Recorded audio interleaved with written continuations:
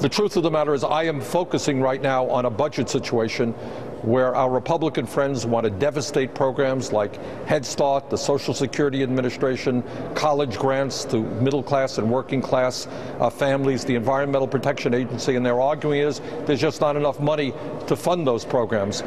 Meanwhile, we are spending even more on a third war in Libya. So my hope is the President will tell us today that our involvement there is going to end very, very short. I think what every poll that I have seen tells us is the American people believe that it is absurd that we move toward deficit reduction solely on the backs of the middle class and working families and lower income people, and not ask the wealthiest people in this country who are doing phenomenally well to pay 1 penny more in taxes at the same time as their real tax rate is the lowest on record. They have received hundreds of billions of dollars in tax breaks. In addition to that, what we've recently learned, Dylan, I don't know if you have studied this yet, but corporation after corporation, whether it's General Electric, Exxon Mobil, Chevron, Bank of America, you name it, these banks have made huge profits, are paying either nothing or have gotten rebates from the IRS.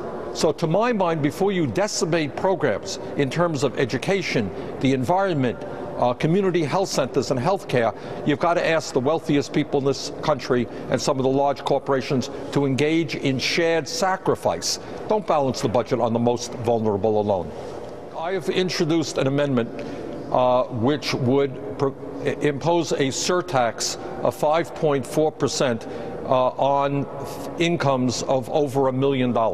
And that would bring in almost enough money to negate all of these terrible Republican cuts. In addition to that, we do away with some of the loopholes that the oil companies take advantage of. I think, yes, of course there have to be some cuts, but you just don't go after the sick, the elderly, children, students, and say to the richest people in this country, you're doing phenomenally well, you don't have to play any role in moving us to deficit reduction. We're going to balance the budget solely on working families. And I think your point is quite right. What's the reason for that? The reason is working people do not make huge campaign contributions, don't have lobbyists crawling all over Capitol Hill. But I think that what the Republicans are proposing is wrong, and I hope Democrats stand up and say we need revenue, ask the wealthiest people to help us toward deficit reduction. As a result of the dishonesty and illegal behavior on Wall Street, which plunged us into a recession, revenue coming into the government has substantially declined. There's no question about it. If people are unemployed, they're not paying taxes. Look, everybody understands that the fastest way out of the recession, by definition, is putting people back to work. I think people do not understand that unemployment is a lot higher than the official statistics out there. Real unemployment today, Dylan, is close to 16% if you include people who have given up looking for work and people who are working part-time. Then throw on top of that millions of people who have seen a reduction in their wages. So obviously, if you get an economy that's moving, if we put people back to work, rebuilding our infrastructure, transforming our energy system, if you do those things and put people to work,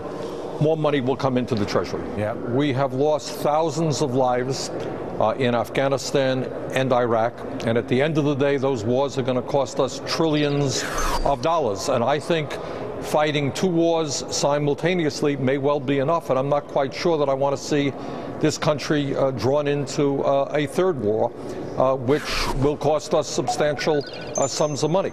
So I would hope what the President will tell us today is that if our friends in Europe, if the UK, if France and Italy feel very, very strongly about this issue, I hope that they will do what they want to do.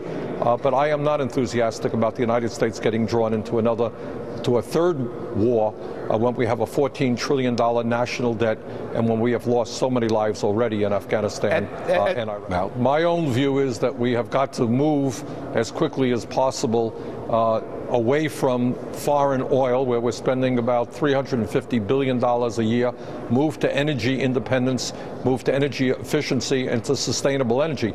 But we cannot continue to keep going to war in the Middle East every time there is a crisis there. Look.